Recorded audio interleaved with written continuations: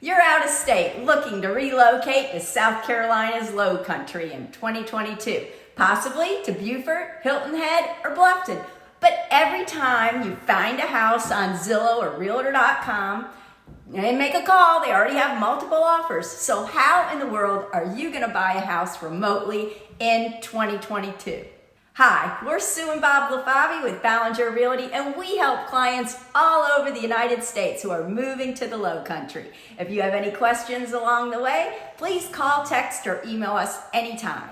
Okay, we've got 5 steps for buying home remotely in 2022 that will make it a smooth, effortless process. Step 1, reach out to us anytime, in any way, and we'll set up a Zoom call so that we can see each other face to face. This is really good information and it gives us a chance to get to know each other. We want to learn what your real estate needs are, what your desires are, what kind of neighborhood, what location, and even your lifestyle, what's important to you. Do you have kids and so schools are now part of the picture? Are you retiring, or are you just like a lot of people and have learned through COVID that you can pretty much work anywhere you want and live anywhere you want? All this information is going to help us sort of narrow down your search, eliminate those areas where we would be wasting some time, and give you really a better idea of the whole spectrum of different factors that would be available for you in the Lowcountry, that in which your perfect home, your dream home, is somewhere in that mix. Oh, and if video isn't your thing, we can always just do a phone call, so don't worry about that. Okay, number 2, we will build out a custom search in our multiple listing tool. This way, we can zero in on your exact criteria. Not only will we look at bedroom, bathroom, square footage, and your budget, we'll also look at major areas, minor areas, maybe certain communities, maybe views are important to you. Do you want a marsh view or a tidal creek view? Our MLS will automatically send you listings right when they hit the market. This way, it'll give you a very good idea of the pulse of the market here in the Beaufort area until you're able to make a visit in person. And that brings us to number 3, your tour dates. We have to decide when you're going to come visit. So you spend a weekend or maybe even a little bit longer here, getting a chance to know what these neighborhoods feel like. Because with technology these days, we can really show you everything about a house, not just the bathrooms, the bedrooms, but everything from the coloration to the kitchens, to the cabinets, to the lawn, to the view, that'll really give you a good idea what the data of that house is. But there's one other really tangible dynamic to all of this, and that's, what does it feel like to live there, to be in that neighborhood? So we want you to come and visit those neighborhoods that fit your criteria. Look, there may not be anything that particularly fits your needs in terms of a house on the market when you visit, but that's not what the visit is about. It's about getting a chance to really see what it feels like to live there, to be there. What's the neighborhood like? And will I like living there? That's a quality of life issue that's really very important. But the key to all of that is that now that you know that, now that you have that information, when you are remote, when something comes on the market, you're ready to pull the trigger, because now we're sending you the data on the house. You get a chance to see everything. And with videos these days, you see everything. So now you're ready to go. That's the key to this visit, giving you a chance to really get a sense of what it's like to live in those particular communities, in those locations. And number 4, set up your lending. This is the most important thing you can do because the market is moving so quickly right now.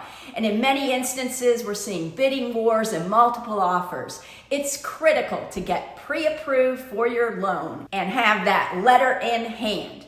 And we don't care who you use, but getting a local lender that knows the market and knows our local lending laws can be key.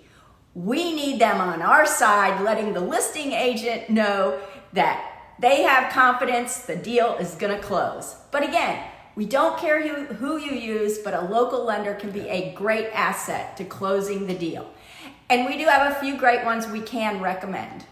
All right, number 5, you're back home. You've been here. You know what it's like to be in those neighborhoods. You're looking for a particular home. All of a sudden, boom, one pops up. Shortly, we see it. We think, oh yeah, Joe and Jane, this is for them. We go there immediately, do a video walkthrough with you. I mean, technology is amazing. You can see everything about the house. You already have a good feel for what that neighborhood is like, and you're ready to make an offer. And the first thing we'll do, if you're ready to put in an offer, is find out if there's multiple offers involved. If there are, we are gonna wanna add a document that is called an escalation clause. And tell them what it's about.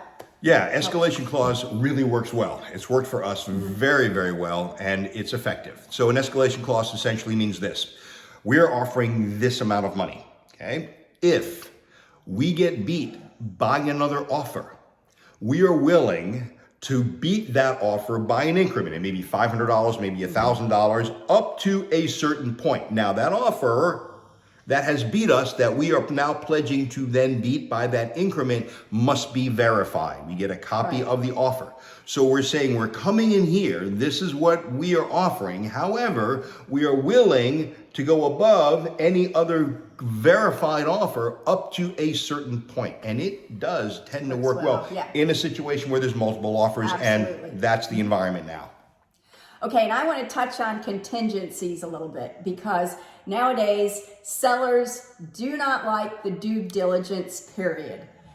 They are okay with a repair addendum, meaning we have 5 to 10 business days to get an inspector in there and come up with our to-do list of repairs. That's number one.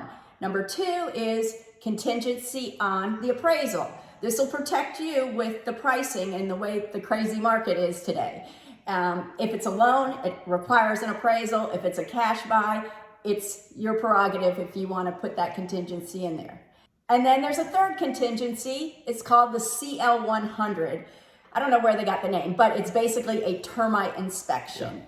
So those are the contingencies we recommend, and within that time frame, we would need you to come make a visit in person to see it before we continue to move forward with the sale. Yeah, of course. Well, that's a good point, right? So you've come to visit, you've checked out the area, you've made the offer, maybe you have your contract accepted, but you've got a period of time to come back and just make sure this is the right house for you.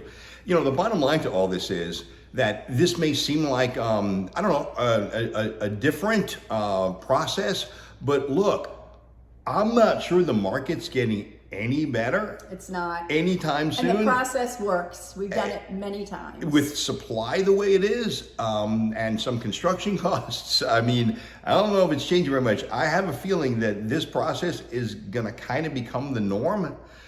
So please consider this as a possibility to you finding your dream home.